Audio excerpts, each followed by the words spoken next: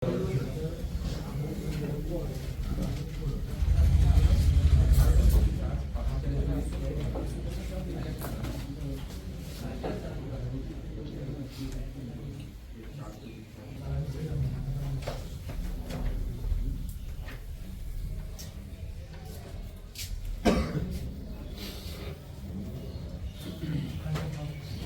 দিন আমরা অনুপাত সমানুপাতের বেসিক অঙ্ক করেছিলাম, তাই তো?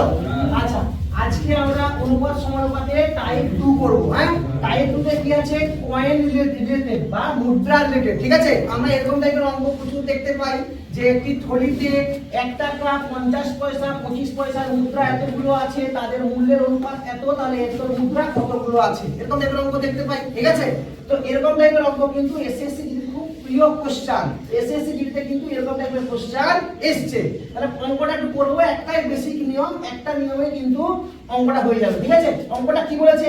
একটি বাক্সে 1 টাকা 50 পয়সা 25 পয়সার মুদ্রা মিলিয়ে মোট কটা মুদ্রা আছে? 615টা। মোট কটা মুদ্রা আছে? 615টা। ঠিক। আচ্ছা, তাদের মূল্যের অনুপাত, দেখ যদি মুদ্রার সংখ্যা দিয়ে দেয়, যদি কি দিয়ে দেয়, যদি মুদ্রার সংখ্যা দিয়ে দেয় তাহলে মূল্যের অনুপাত দেবে, আর যদি মূল্য দিয়ে দেয় তাহলে কি দেবে বল? সংখ্যার অনুপাত দেবে। কি দেবে? সংখ্যার অনুপাত দেবে। তাহলে বলছে 50 পয়সার মুদ্রার সংখ্যা কত, এটা চেয়েছে। আচ্ছা, আমরা প্রথমে একটু লিখে নেব 1 টাকা 50 পয়সা 25 পয়সা। ঠিক আছে, প্রথমে কি লিখবো? মূল্যের অনুপাত দেওয়া আছে, মূল্য লিখবো, তারপরে কি লিখবো? সংখ্যা। ঠিক আছে, আচ্ছা মূল্যের অনুপাত কত দিয়েছে? না 3:5:7। ঠিক। আচ্ছা আচ্ছা শোনো, আমি তোকে জিজ্ঞেস করি, বলতো 1 টাকার কয়েন, 1 টাকার কয়েন 3 টাকা আছে। কত টাকা আছে? 3 টাকা। তাহলে কটা কয়েন আছে? 3টা কয়েন আছে। কটা কয়েন আছে? 3টা কয়েন আছে। আচ্ছা আমি তোকে জিজ্ঞেস করি, গৌতম বল দেখি, 50 পয়সার কয়েন 5 টাকা আছে। কত টাকা আছে? 10 টাকা। তাহলে কয়েন কটা আছে? 10টা। ভেরি গুড, কয়েন কটা আছে? 10টা। আর আমি যদি তোকে জিজ্ঞেস করি, তুমি বল 25 পয়সার কয়েন 7 টাকা আছে, তাহলে কটা কয়েন আছে? 28টা। ঠিক তো? 28টা। কেন না 4টা 25 পয়সাতে কি হয়? 1 টাকা। 4টা 25 পয়সাতে 1 টাকা। তাহলে 7টা 7 টাকা। ঠিক, মানে 1 টাকা সমান কটা? 25 পয়সা। 4টা 25 পয়সা, তাহলে 7 টাকা মানে 7 চারে 28টা 25 পয়সা। ঠিক, এটা আমরা কি বের করলাম? সংখ্যার অনুপাত। আর এটা কি? মূল্যের অনুপাত দেওয়া আছে। ঠিক। আচ্ছা, আমি যে সংখ্যার অনুপাত বের করলাম, 1 টাকার কয়েন কটা? 3টা। 50 পয়সার কয়েন কটা? 10 ইউনিট। 10টা নয়, 10 ইউনিট, মানে এক্সাক্ট ভ্যালু না কিন্তু। ঠিক আছে, এবার আমি যদি বলি এই 3টাকে যোগ করে দিই, 10 3 13 আর 28 কত হবে? 41। দেখ তো মোট কত হলো? তোর 41 ইউনিট হলো, কিন্তু প্রশ্নে কত বলা আছে? 41 এর মানই কত বল? ঠিক কি না? 41 এর মান কত? 615। তাহলে 1 এর মান কত? 615 বাই কত? 41। ঠিক তো? কত কাটবে? 15। কত কাটবে? ডাইরেক্ট 15 কেটে যাচ্ছে, তাই তো? তাহলে 1 এর মান কত? 15।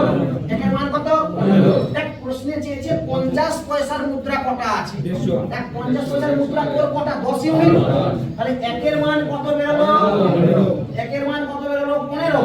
তাহলে 10 এর মান কত বেরোবে? 10 × 15 মানে কত? 150। এখানে শুধু চেয়েছে কি 50 পয়সা। যদি বলতো 25 পয়সা কতগুলো আছে? তাহলে 28 কিন্তু কি হতো? 15 8 কত? 120 শূন্য, তাতে রইলো 12। 15 2 30 আর 12 42, 420টা। বোঝা গেল? আর যদি বলতাম 1 টাকার কয়েন কতগুলো আছে? 45টা। 1 টাকার কয়েন কতগুলো আছে? 45টা। কতগুলো আছে?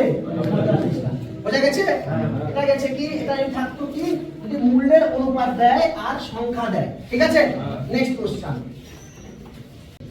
আচ্ছা, এবার দেখ সেই একই অঙ্ক আমি দেখ চেঞ্জ করেছি। আগে ছিল এতটি, এতটি যখন থাকবে তখন কি থাকবে? মূল্যের অনুপাত থাকবে। আর এখানে এত টাকা আছে, এবার কি আছে? 102 টাকা আছে। টাকার জন্য এখানে কি দিয়েছে? সংখ্যার অনুপাত দিয়েছে। কি দিয়েছে? সংখ্যার অনুপাত। দেখ বলা আছে সংখ্যার অনুপাত এত। ঠিক আছে, সংখ্যার অনুপাত কত বলা আছে?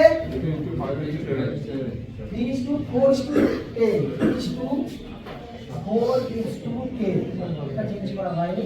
ঠিক আছে, আচ্ছা এবার দেখ 3:4:10 ঠিক আছে বেশ এবার দেখ আমি লিখলাম কি 1 টাকা 50 পয়সা 10 পয়সা লিখে দিলাম এবার কি লিখবো সংখ্যার অনুপাত কি দেওয়া আছে সংখ্যার অনুপাত যেটা দেওয়া থাকবে আগে সেটা লিখবো কিন্তু বের করতে হবে কি মূল্যের অনুপাত কি বের করতে হবে মূল্যের অনুপাত বের করতে হবে দেখ ভাই 1 টাকার কয়েন কটা আছে তিনটা আছে কটা সংখ্যা আগেটা কি ছিল 3 টাকা ছিল আর এখন কি আছে 3টা আছে তাহলে 1 টাকার কয়েন যদি 3টা থাকে কত টাকা থাকবে 3 টাকা ঠিক কি না আচ্ছা বুদ্ধ বল 50 পয়সার কয়েন 4 টাকা 4টা আছে 4 টাকা আছে টা মানে 4টি 2 টাকা ভেরি গুড টাকা 2 টাকা আচ্ছা তুই বল 10 পয়সার কয়েন 10টা আছে 10 পয়সার কয়েন 10টা আছে 1 টাকা 10 পয়সার কয়েন 10টা আছে 10টা 10 পয়সা মিলে কত 100 পয়সা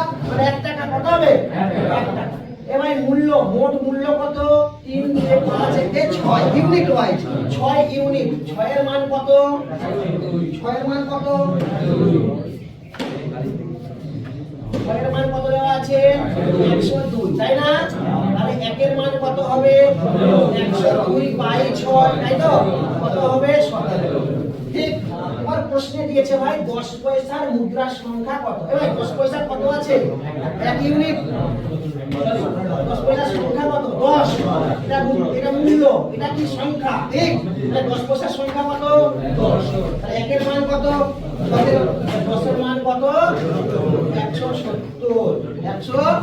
170টি তাহলে অ্যানসার কত হবে এটা 170 ঠিক আছে একই রকম ভাবে ধরে কি 50 পয়সা বলে তাহলে 17 ইনটু 4 17 4 কত 68 আর তো বলেন জিজ্ঞেস করে 1 টাকার কয়েন কটা তাহলে 17 দিবে 1 টাকা বুঝা গেছে এটা very very important type type 2 তে আমরা কি করলাম কয়েন রিলেটেড বা মুদ্রা সংক্রান্ত অঙ্ক করলাম ঠিক আছে